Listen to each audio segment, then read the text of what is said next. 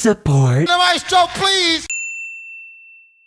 May finally hitting its stride with a bunch of album releases as things start to warm up. This'll be for the week of May 17th, 2025. On this day in music back in 1966, Pet Sounds, the Beach Boys' 11th studio album, would be released. It would go on to be called one of the most influential albums of all time, frequently making it to the top of many different periodicals and outlets' top 10 albums of all time.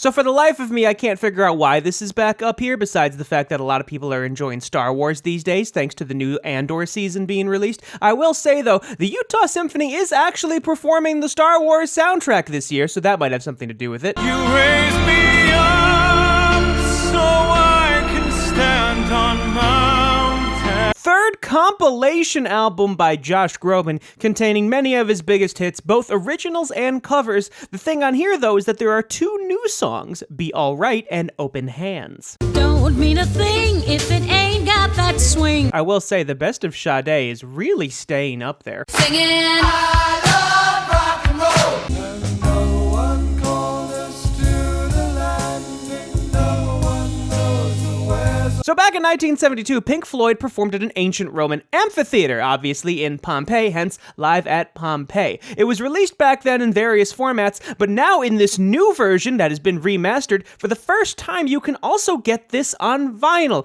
given both CD and digital formats are included as well. It's bigger than hip-hop, hip-hop. Cutthroat, nigga. At the same time, I'm by my dope, nigga. Go getter. 4-5 on me, turn you to a ghost, nigga. No. Key Glock's fourth studio album. Now, this was originally released on May 2nd, but just 3 days later, they re-released it as Glockaveli The Dawn. The cover art actually has it colorized, and it has 3 additional bonus tracks as well. I have a feeling that we're not going to get something as significant as a drop as a new Skrillex album for quite some time on this chart. And now I need some help from the maestro, please! If it was up to me, I wouldn't give it nobody's no sympathy. I'll take away the pain. Fun fact on Luther that I actually did not mention in the pop analysis. So obviously Kamasi Washington has writing credits. He was actually the conductor for the string section on that track. I know that last night we let the liquor talk. I can't remember everything we said. Well, his new album came out today. We'll probably talk about it in 2 weeks. It also has 37 tracks, which is the most of any album he's got so far. Life's better on Saturn. Got to break this pattern. Floating away. I am both simultaneously surprised and not surprised that LANA is charting a little bit better than GNX, despite the tour being supportive of both albums. That being said, R&B does typically chart better than rap.